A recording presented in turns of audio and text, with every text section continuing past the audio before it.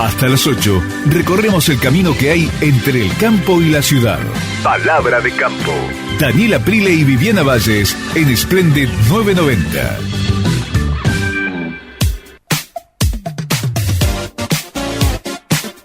Bueno, seguimos avanzando en esta mañana de sábado. Estamos juntos, Dani, hasta las 8. Hoy un día más benévolo con respecto a la temperatura que en los últimos días, te digo. Va a ser, de hecho, el más lindo de la semana, porque mañana ya es como un intermedio. Mañana domingo, nubladito, un poquito más fresco, y el lunes, bueno, prepárate para lo que se viene. Hay que sacarla de invierno, ya digo la de esquí, la ropa la térmica. La térmica, esa. La camiseta térmica. No, iba a ser un día bastante más agradable. Pijama largo.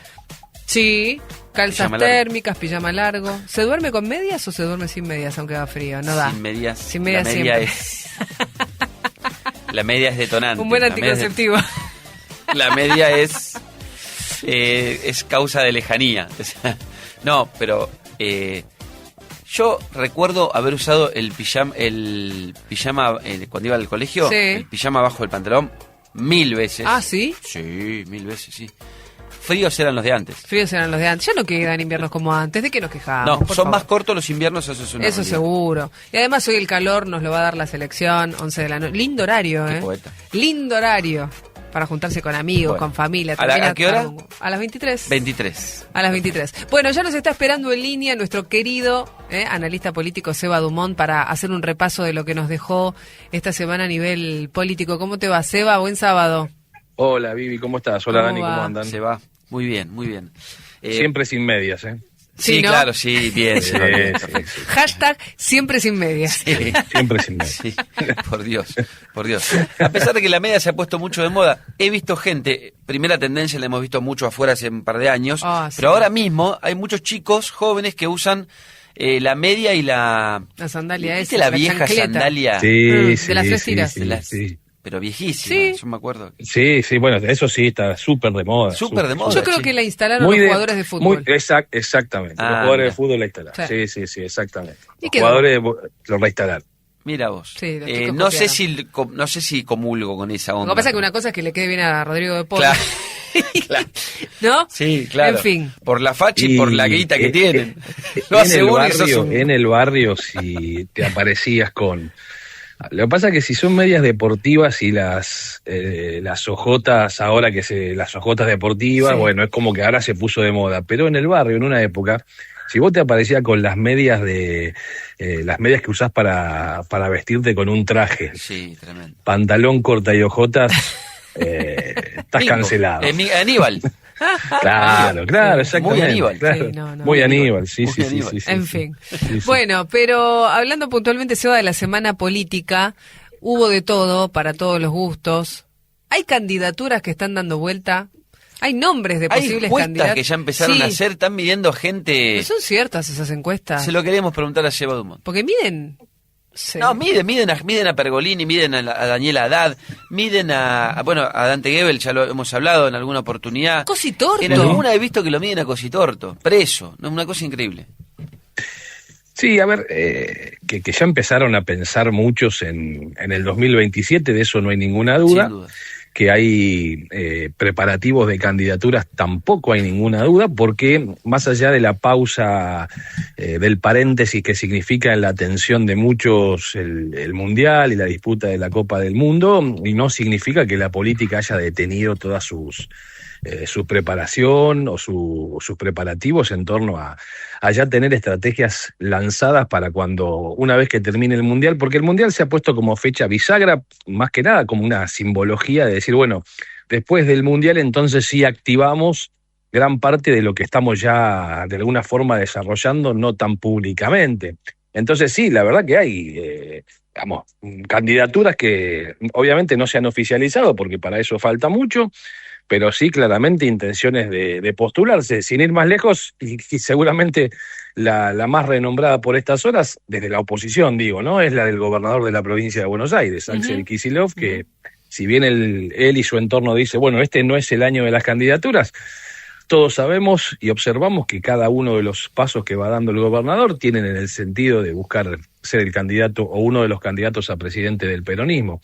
Y a partir de allí, bueno, muchos otros nombres que también empiezan a asomar entre los que recién ustedes mencionaban, algunos de ellos que empiezan a tener, por lo menos en la consideración de ciertos sectores, como una posibilidad allí latente. Después habrá que ver el devenir de los hechos y cómo se va constituyendo esa posibilidad o ese entramado.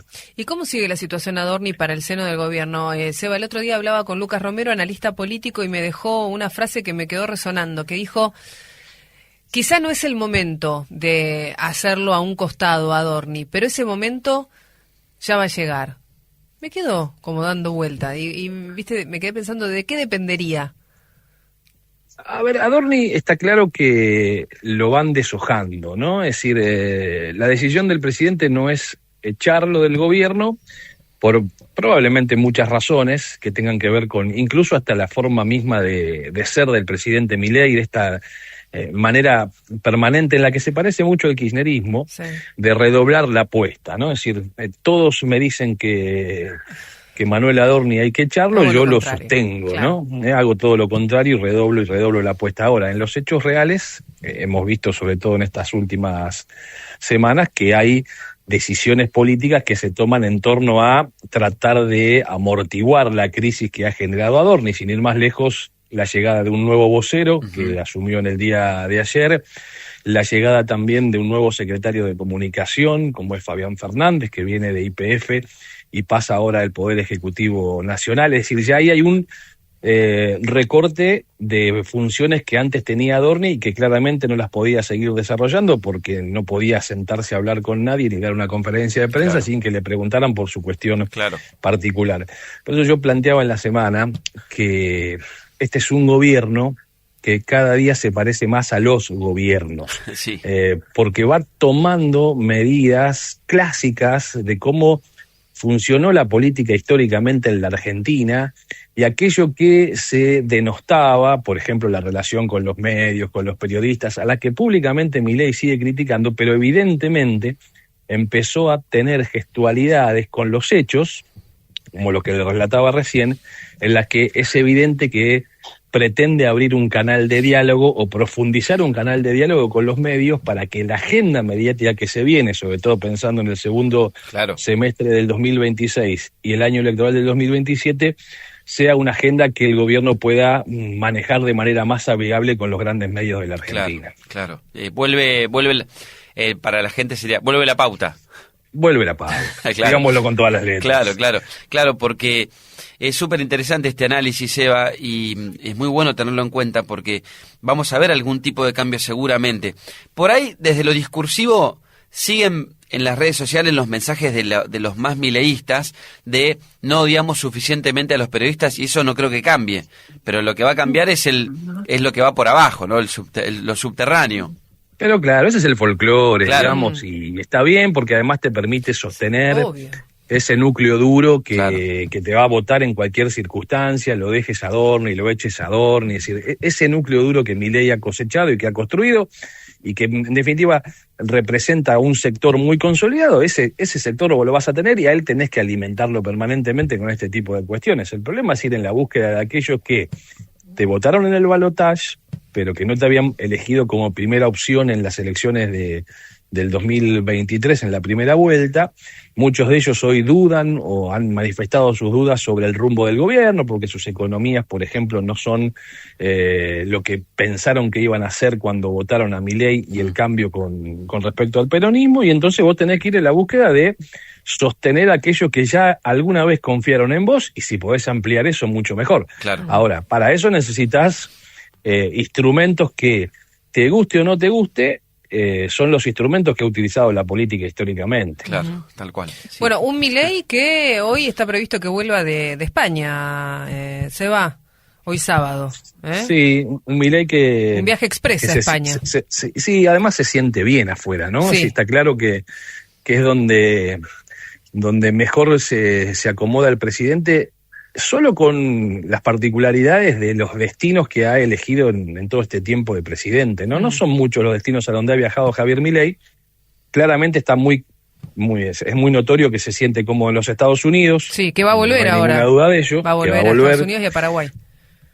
se siente muy cómodo en España, ¿no? Donde de alguna manera lo presentan como una figura de esa derecha en el mundo que contrasta con la figura del presidente Pedro Sánchez y el gobierno, bueno, todo lo que sabemos que existe en España, que es Vox, y esa relación tan cercana que Javier Milei ha construido, ¿no? Es decir, dos sitios donde el presidente se permite salirse un poco de la vorágine de la política local, ¿no? Esa que la devuelve al barrio. Yo digo, Milei acuñó esa frase fenómeno barrial de manera irónica, para aquellos que decían que solo Milei era una cuestión de la capital federal cuando fue diputado, y cuando hay una publicación y en el mundo resaltan algún hecho del gobierno argentino, él suele utilizar en sus redes sociales irónicamente la frase fenómeno barrial. Bueno, yo lo que creo es que estos viajes de Javier Milei le permiten de alguna manera alejarse del barrio, que cuando regresa al barrio le devuelve esa realidad en la que muchas veces tiene que utilizar esto que decía, instrumentos de esa vieja política que él supuestamente venía a cambiar. Seba, gracias por la charla, súper atento, seguramente estarás también hoy al Mundial. No fue nada, no vimos a ningún político esta vez en los Mundiales, se cumplió esto que vos dijiste hace un par de semanas de que si alguien iba lo rajaban. Por ahora, por ahora no lo vimos. No lo vimos. Vamos a ver en 16avos en Miami, claro, qué pasa. Por ahí algunos... Muy tentador Miami. Muy tentador. Y aparte varios tienen ya departamentos ahí. Sí, hay unos que tienen un montón. Sí. Además. Está bien, está bueno. Bueno, Seba, gracias por la charla, como siempre. Tengo que ir a ver si están las expensas al día. Claro, sí, tal cual. A chequear si está todo bien pago el seguro y todas esas cosas. Exactamente. Está muy bien. Abrazo, Seba, gracias. Abrazo, buena semana. Sábado. Sebastián Dumont, nuestro analista político aquí en Que Palabra. No enganchen a ninguno. En Miami, que es muy tentador, en serio. Dallas, te morí de calor, están los gauchos ahí, están los cowboys. Muchos tienen propiedades, departamentos, la playa. Y un toquecín, ir y volver. No, sobre el presidente... Escuché a Graña decir en la semana que acá hay un montón de políticos que tienen, pero decenas de propiedades en la... Más de 30. Más de 40. ¿Vos te imaginás eso? Más de 40 propiedades. ¿Vos te imaginás eso? No, te decía, el 30 de junio, también una fecha importante para Milei, cumbre del presidente de Mercosur en Paraguay. Ah, perfecto. Así que también digo... A visitar a Santiago Peña. Exactamente. Hoy vuelve de España, el 30 a Paraguay y también otro viaje a Estados Unidos. Sembramos buena información. Palabra de campo. Palabra de campo. Daniela Prile y Viviana Valles en Splendid 990. Recién lo busqué, es huevo pasado por agua, lo que hablamos al principio del programa, es huevo pasado por agua. Después vamos a tener una charla linda después al final del programa, en un ratito con Javier Prida. Le quiero hacer muchas preguntas. Sí, sobre huevos y todo eso. Le quiero hacer muchas preguntas. Huevo pasado por agua. Lo que vos comías cuando eras chico. Exactamente. Te encanta. Ya, te mostré recién el videíto y no te... Paso. Bueno, ¿qué pasa con el orégano? Mira, hay una economía regional que me la acabas de spoilear, sí, que yo iba a hacer como una leve introducción. Bueno, perfecto. No, el orégano, sí, esta economía que está pasando, te digo, un momento extraordinario y tiene como protagonista una especie que todos tenemos en la cocina, que justamente es lo que vos nombrás, Dani, el orégano, y que no todos usamos tanto, porque el orégano se puede utilizar, por ejemplo, para hacer estas mezclas y después armar las milanesas, se puede utilizar en ensaladas, se puede utilizar en tés, en infusiones. Me molesta un poquito cuando queda el palito y... Bueno, sí. Te queda entre los dientes. Alguien te tiene que avisar. El que te quiere te avisa. No, pero no te molesta. No la hojita de orégano. No, el palito. El palito. Te molesta, te duele. Bueno, vos sabés que en el Valle de Uco, un beso enorme a toda la gente que nos escucha desde la provincia de Mendoza, que ahí tienen la suerte de que se produzca el orégano de San Carlos, que logró algo único en el mundo. Es el único orégano con indicación geográfica. Este es un sello que certifica que su calidad y sus características están directamente vinculadas con el lugar donde se cultiva. Algo similar a lo que pasa con el champán francés o con el jamón de Parma, por ejemplo. Bueno, pasa lo mismo con el orégano y de hecho los resultados ya se están viendo en las exportaciones porque solamente en un año las exportaciones pasaron de 250.000 a más de 600.000 kilos. Mirá. Una locura. Mendoza produce entre el 70 y el 85% del orégano argentino. Con esta información nos vamos a las noticias y después seguimos hasta las 8 de la mañana aquí en Palabra de Campo. Más información, más campo, más Splendid 990.